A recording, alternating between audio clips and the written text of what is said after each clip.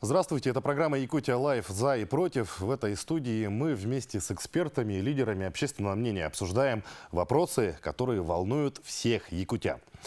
Волонтерство в последние годы превратилось из увлечения отдельных групп в массовое движение. Переломным моментом, конечно, стала же пандемия, когда отношение к волонтерам во всем мире кардинально изменилось. Сейчас они активно помогают участникам спецоперации и их семьям. После объявления частичной мобилизации многие семьи проводили своих мужчин, и им потребовалась помощь для решения элементарных бытовых задач, ну и, может быть, каких-то более серьезных вопросов. Сегодня мы поговорим о том, как можно помочь нашим солдатам, их семьям и почему это необходимо делать. Айла, вначале обращусь к вам. Вы у нас были около месяца назад. Хочется узнать, что за это время изменилось, в каких направлениях сейчас работает штаб «Мы вместе». Действительно, немножко напомню, о том, что у нас всероссийская акция взаимопомощи «Мы вместе», она еще, как вы упомянули, началась в 2020 году, когда была коронавирусная инфекция, и где действительно, принимало большое, огромное даже количество людей в качестве добровольцев, которые помогли и в больницах, и помогли пожилым людям, которые не могли выйти на улицу и так далее.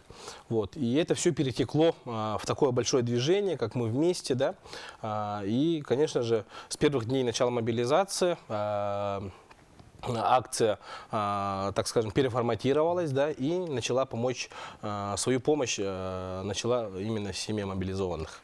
На сегодняшний день наша акция работает по 4 основным направлениям.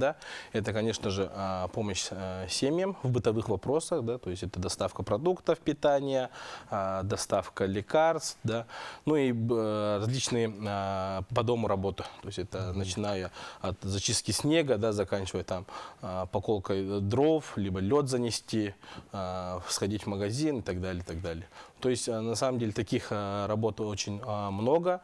По всей республике у нас сейчас работают наши штабы «Мы вместе», то есть во всех 34 муниципальных образованиях есть этот штаб. В некоторых районах оно создано в виде отдельных штабов, где-то эту работу ведет заместители глав, где-то эту работу ведут специалисты по молодежной политике, то есть работа идет со всеми.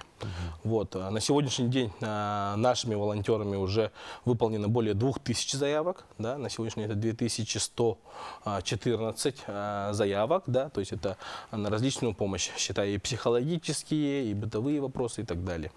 Второе направление — это у нас, безусловно, конечно же, наше общественное движение «Якутия с тобой», где население республики, организации, органы власти помогают мобилизованным. То есть это доставка гуманитарной помощи, так скажем, то есть начиная от спальных мешков, заканчивая различными личными вещами для пользования, аптечками комплектованными. То есть на сегодняшний день общественное движение «Якутия с тобой» оказывает такую поддержку, направляет посылки для мобилизованных. И открыли швейный цех, где бабушки, пенсионеры, женщины, матеря, сестры шьют каждый день, буквально с начала первых дней мобилизации, шьют теплые вещи для мобилизованных. Это различные флисовые костюмы, это балаклавы, это различные аптечки и так далее. То есть тут тоже отдельно отметить стоит их работу. Абсолютно бесплатно, безвозмездно. Это бабушки с утра до вечера, они шьют такие вещи. И хочется поблагодарить, воспользуясь моментом. Третье направление — это у нас, безусловно, конечно же, психологическая поддержка. Об этом и ранее говорили. У нас в республике Министерство по делам молодежи и социальным коммуникациям есть республиканский психологический центр, где, соответственно, квалифицированные специалисты оказывают психологическую поддержку и самим мобилизованным, бывали случаи, и, соответственно, семьям. Особое внимание, конечно, делают семьям. У нашего центра психологического есть 20 филиалов по всей республике, где, соответственно, специалисты правительство уже напрямую оказывает психологическую поддержку. И по номеру 122, опять-таки по нашему единому номеру, на 6-й кнопке, круглосуточно психологи оказывают психологическую поддержку. Вот, на самом деле проводят колоссальную работу эти психологи. То есть каждую заявку они отрабатывают индивидуально. Вот. Четвертое направление, это, конечно, у нас, конечно же, юридическая поддержка этих семей, да, потому что действительно вопросов бывает много в части того поддержки семей. Да. У нас и глава республики Александр Сергеевич сделал очень большой такой меры поддержки, да, большие, то есть это выплаты единоразовые и так далее, бесплатные вот эти садики и так далее. И, конечно же, при оформлении этих все равно юридические вопросы возникают. В этой части вот и в администрации районов, и юристы, да, оказывают вот поддержку. Ну, что касается движения «Якутия с тобой», с момента начала вашей работы сколько грузов всего было отправлено в качестве гуманитарной помощи? Ну и вообще, кто определяет, какая именно помощь нужна? Ну, смотрите, тут работа устроена, конечно, совместно с правительством нашей республики. По указу Александра Сергеевича был создан единый координационный центр во главе Андреем Сандоминовичем. Да? И, соответственно, этот единый координационный центр все координирует, всю работу, связанную с проведением вот специальной военной операции, по поводу снабжения, по поводу выплат, помощи семьям и так далее. Конечно, работа ведется совместно с Государственным комитетом обеспечения жизнедеятельности, да, Госком ОБЖ. У нас вот руководитель Аил Джулурга, он на прямом контакте с ними. Соответственно, все заявки, все, что вот отправляется, все делается через органы нашей власти, да, совместно с авиакомпаниями и так далее. Весь груз доставляется. С момента начала точную сумму я сейчас не могу конкретно озвучить, да, но более нескольких тысяч килограмм, да, то есть это более 7-8 тонн груза уже было отгружено, да, то есть это, как уже напомню, начиная от обычных вещей, да, заканчивая какими-то спецсредствами. Бывало, что даже мы тепловизор отправляли, да, рации, наколенники специальные, да, налокотники и так далее, так далее. Ну, то есть список вещей он огромен на самом деле, да, и оно идет вот на постоянной основе. Тут надо напомнить о том, что действительно объединились все. То есть это не только граждане, да, то есть люди, это и различные организации, в том числе и образовательные учреждения, в том числе предприниматели, государственные учреждения, то есть больницы, да, различные учреждения культуры, кстати, очень большую помощь оказали, да, в виде волонтеров, да, то есть волонтеры ежедневно практически вот по сегодняшний день от учреждения культуры ходят и помогают в штабе. Там, при сортировке вещей, при распределении этих всей этой гуманитарной помощи, при упаковке, при отгрузке и так далее, так далее. То есть это колоссальная большая работа, где действительно все объединились. Под лозунгом «Мы вместе», под акцией «Мы вместе», и вот на сегодняшний день ведется вот такая, так скажем, работа. Дмитрий, вот мы привыкли к тому, что Общероссийский народный фронт обычно следит, например, за качеством ремонтных работ, да, то есть проверяет, как уложен асфальт, например, да, либо как построена детская площадка. Во время проведения спецоперации какие на себя обязанности берет ОНФ и чем готов помочь Общероссийский народный фронт? Ну, абсолютно, конечно же, мы не снимали никогда с себя обязанности по мониторингу национальных проектов в первую очередь. Если мы говорим о дорогах, это проект «Безопасные и качественные дороги». Работа всегда велась, ведется и будет вестись. Сейчас активно, так как у нас республика участвует в федеральной программе «1000 дворов Дальнего Востока», ведем мониторинг работ подрядчиков, заказчика именно по дворам. Здесь хочу напомнить, что у нас 75 дворов попали в эту программу в республике. Объем работы на самом деле большой, и при этом мы не забываем о том, что необходимо мониторинг во всех, в принципе, сферах жизнедеятельности, особенно в социальных сферах, все, что связано. По образованию у нас очень много сейчас мониторингов, и было у нас, как вы, наверное, знаете, что большое количество школ, это почти на 3 миллиарда было выделено средств на модернизацию объектов образования.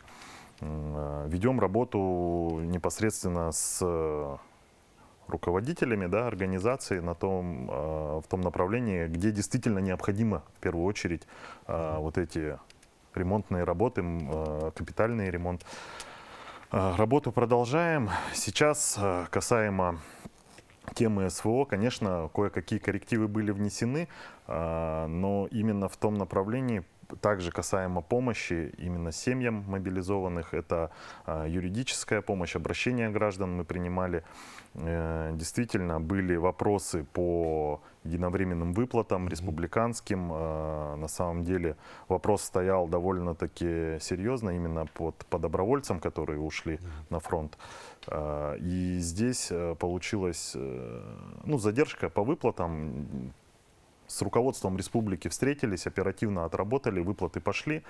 Сейчас есть вопросы, значит, по федеральным выплатам, это именно семьям погибших. К сожалению, здесь бюрократическая машина, от нее никуда не деться. Действительно должны быть соблюдены ряд требований, которые выдвигает Минобороны. Работа также ведется, хорошо налажена сейчас связь именно с руководством республики. В этом направлении действительно у нас постпредство в Москве активно работает, очень они уже наладили этот момент. Действительно, хочется сказать о том, что не все бывает без скрипа. Да? У нас и пандемия заходила с такими скрипом, что мы небольшой такой рассеянности были, что, как, за что хвататься. Да? Но действительно, мы вместе и справились с этой задачей, справились с пандемией, справимся и с СВО вполне, я думаю, уже все встает на свои рельсы, все идет своим чередом. Главное быть объединенными вместе, и действительно победа будет за нами. Также хочется напомнить о том, что акция Общероссийского народного фронта по оказанию помощи жителям ЛНР, ДНР и войскам. Это «Все для победы». Она продолжает свое действие. Действительно, коллективы подключаются. Буквально на прошлой неделе мы общались.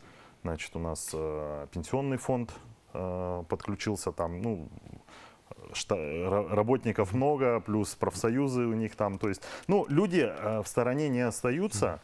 В разных направлениях работают штабы. Где-то действительно вещевкой, да, так сказать, помогают плотно. Где-то мы именно через федеральный уровень, чтобы заводили эти, самое такое сложное уже оборудование, да, там, смотрим сводки, так сказать, действительно привозятся очень мощные коптеры, которые, во-первых, далеко работают, во-вторых, с функционалом большим, приборы необходимые. Работа ведется, поэтому... Давайте про акцию «Все для победы» подробнее поговорим после небольшой паузы. У нас сейчас перерыв. Через несколько секунд мы вернемся. Оставайтесь с нами.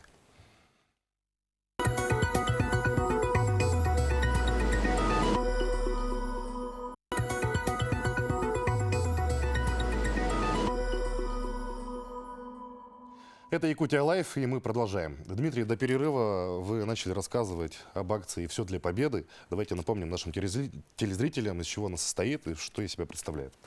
Акция «Все для победы» стартовала еще летом.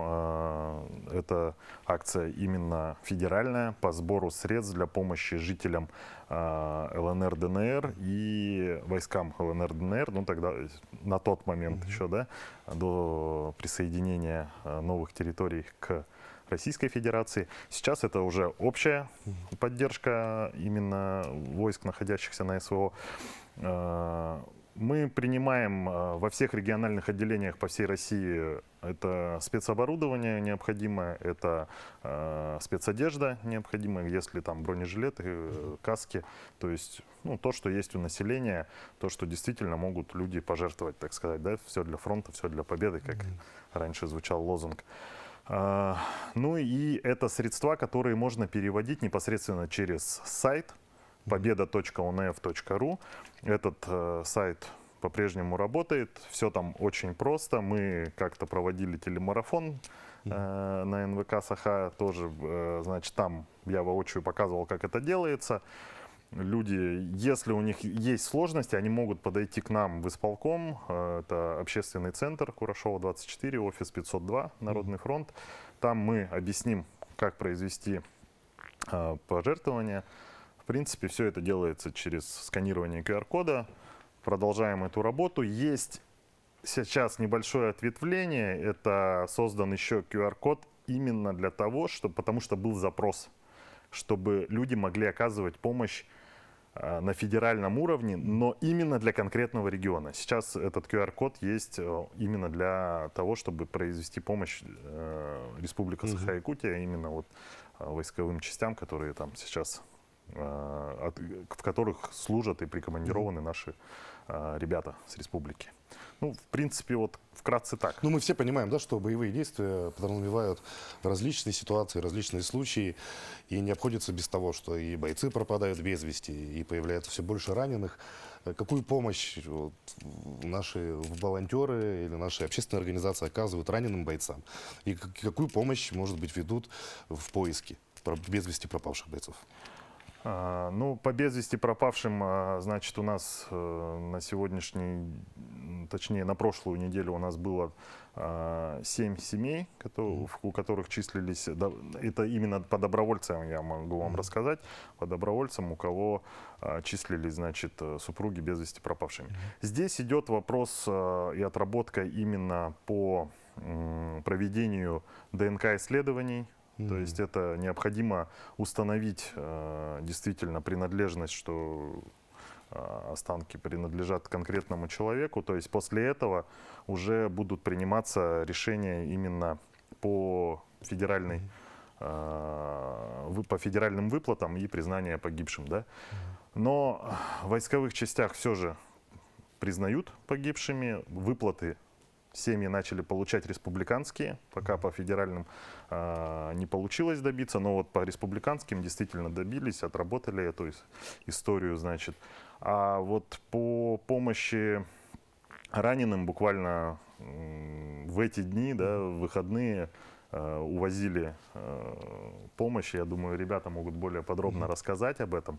Кто из вас? Да, действительно, эту помощь раненым, как раз таки, да, у нас в Постпредстве, опять-таки, в Постпредстве Республики в Москве создано движение волонтеры Саха.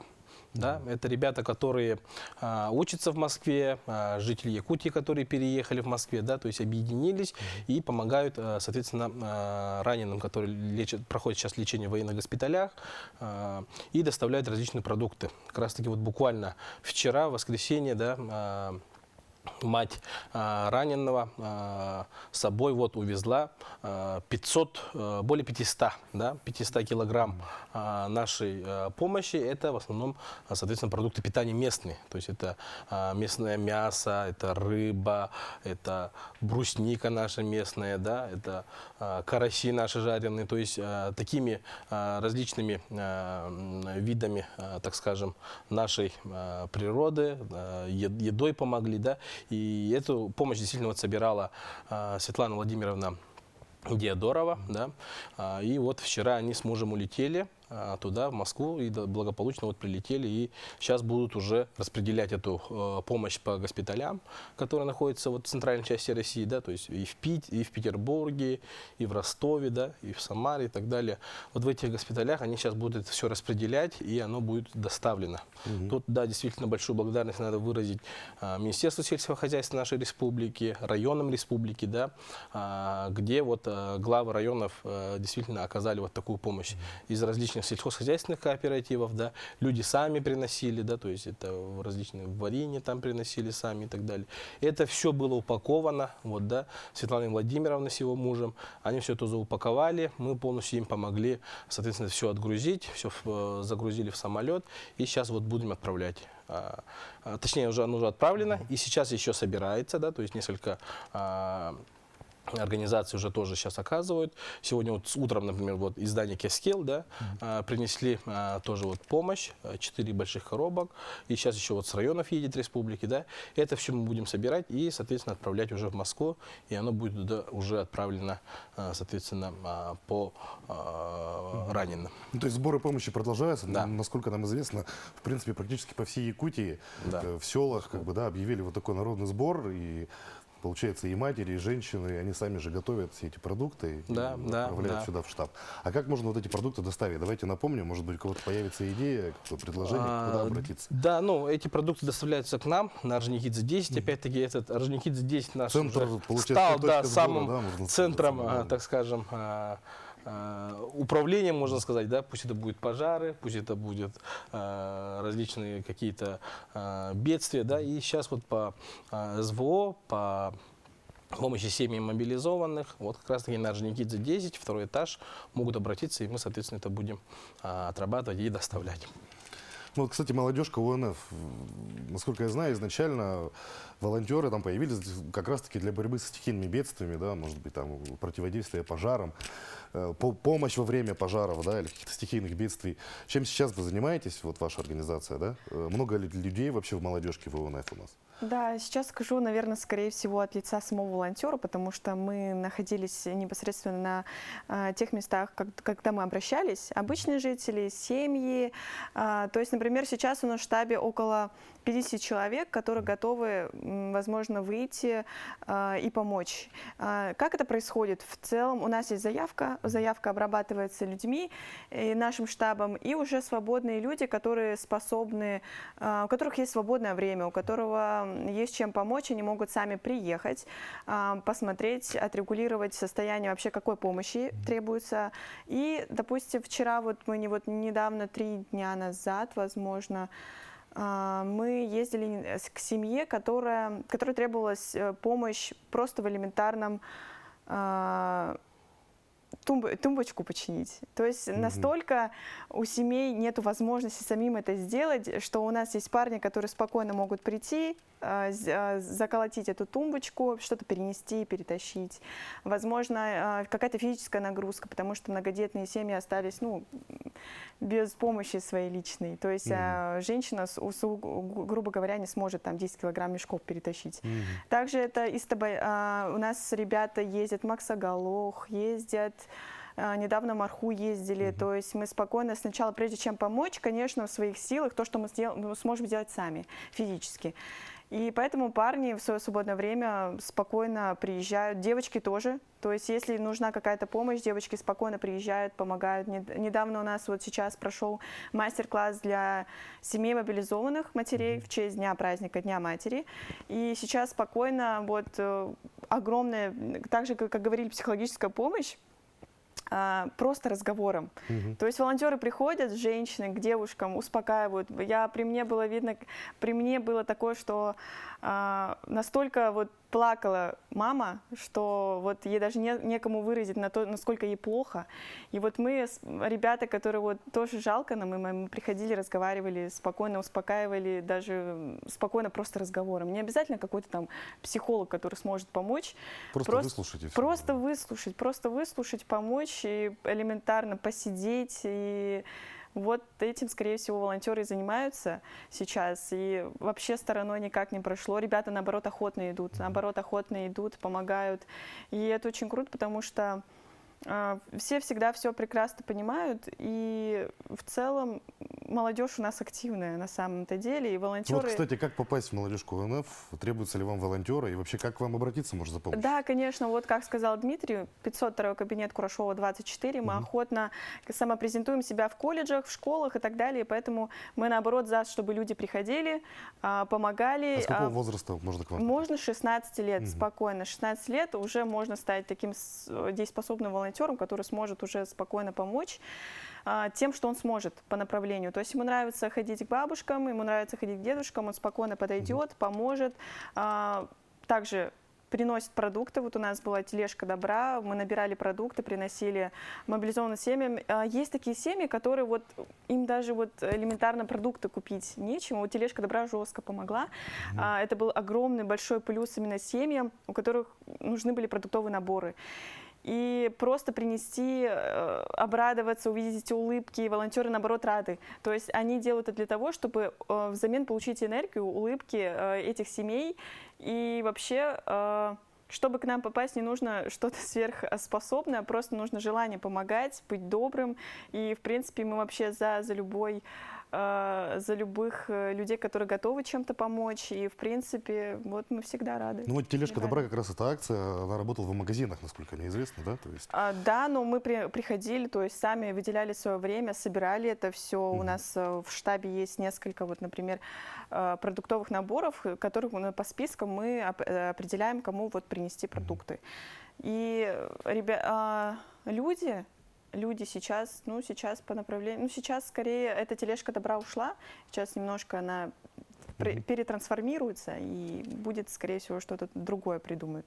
А так все равно мы на пути помощи все время. Ну, в любом случае приятно, что у нас есть молодежь, активная молодежь, она никуда не уходит, не прячется, а все-таки готова помочь, только не остается в стороне, не смотрит со стороны, а реально помогает делом. И хочется сказать спасибо вам большое за это, ребята. Да. Ну, сейчас у нас небольшая пауза, очень скоро мы вернемся, не переключайтесь.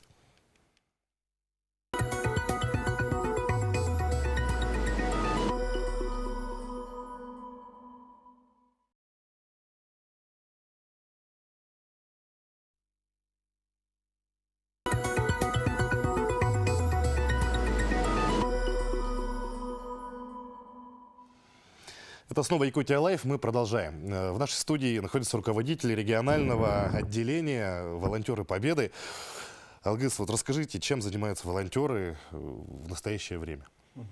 Именно волонтеры Победы, конечно. Сейчас волонтеры Победы, конечно же, включены в работу штаба «Мы вместе», как и все другие организации, да, как и волонтеры культуры, волонтеры-медики, да, и многие другие. Сейчас наши волонтеры Победы работают, в принципе, во всех направлениях работы штаба «Мы вместе».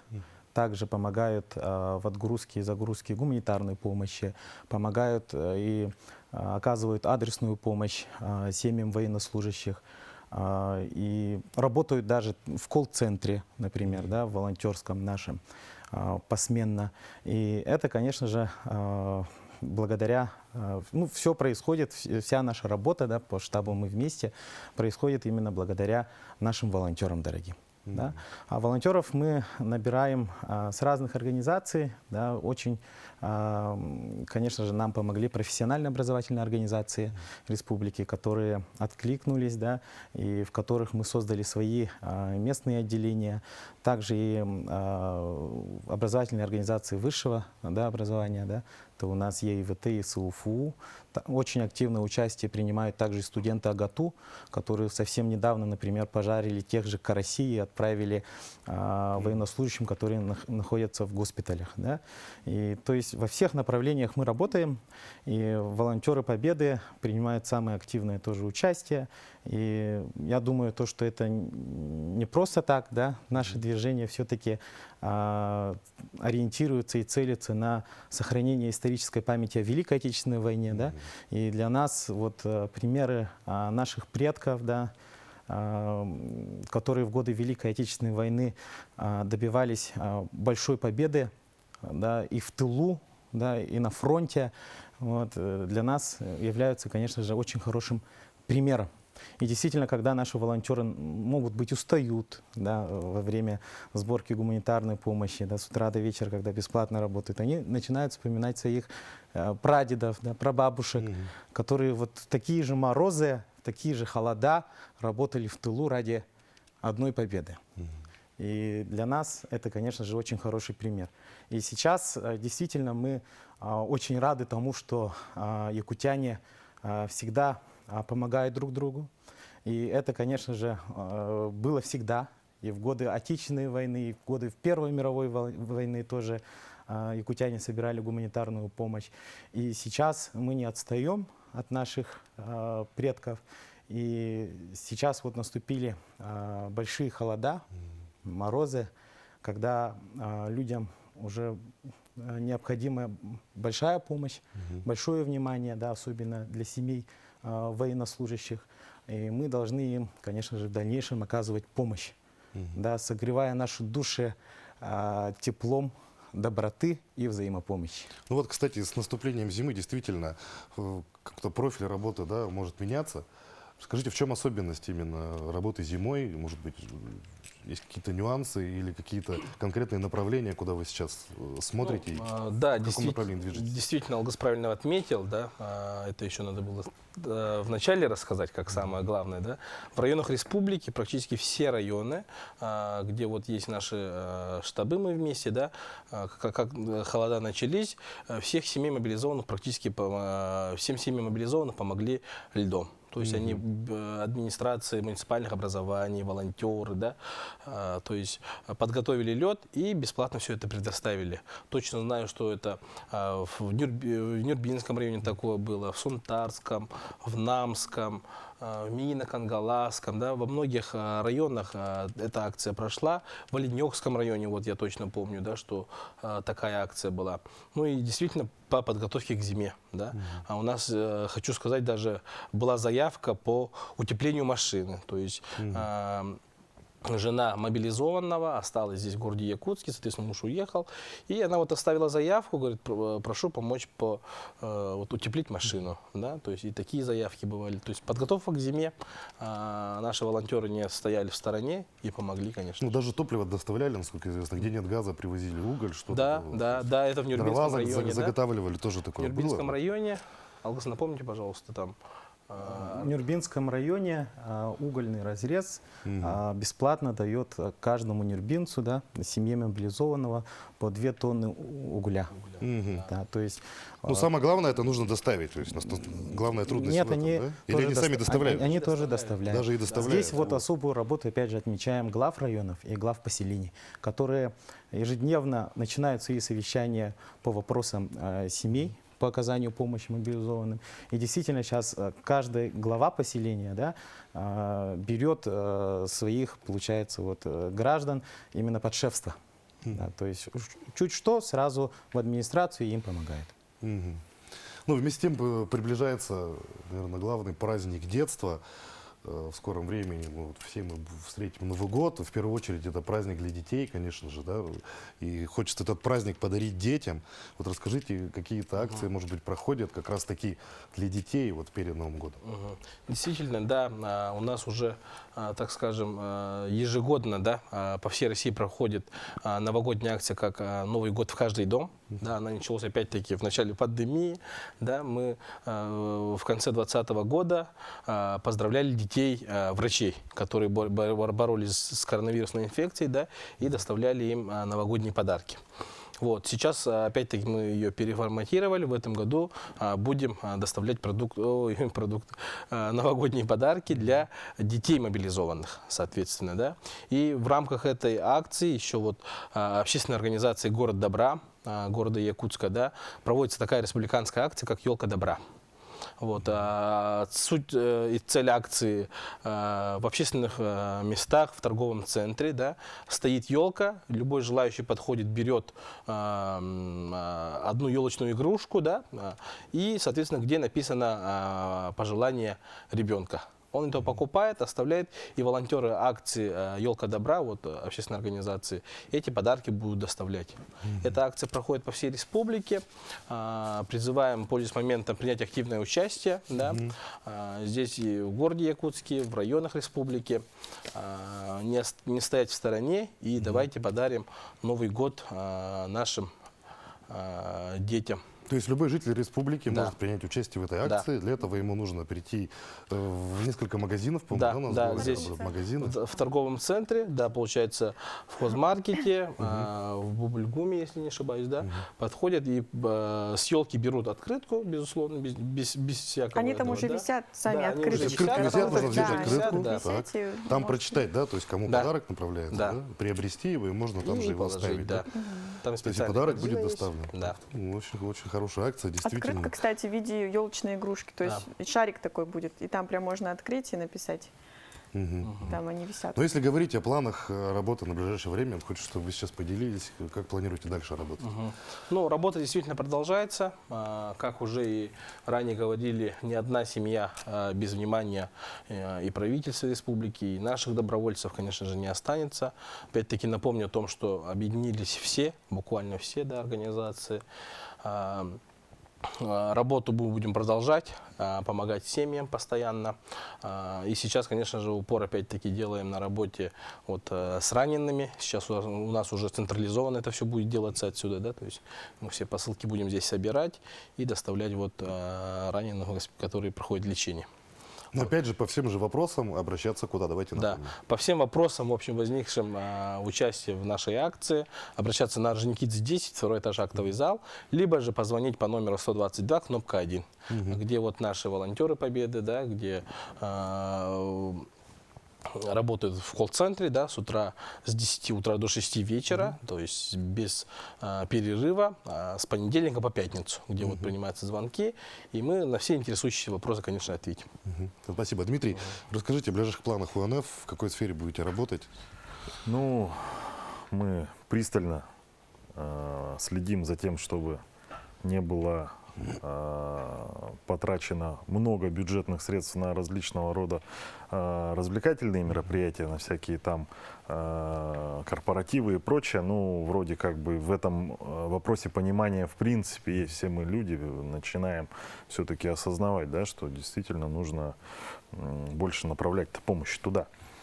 Вот. А работа по нашим стандартным задачам, она также будет продолжаться. В принципе, празднование Нового года мы тоже не обойдем стороной. Традиционно это многодетных, поздравления многодетных семей. Вот квартал Северный у нас активно тоже там Дед Мороз от ОНФ приходил.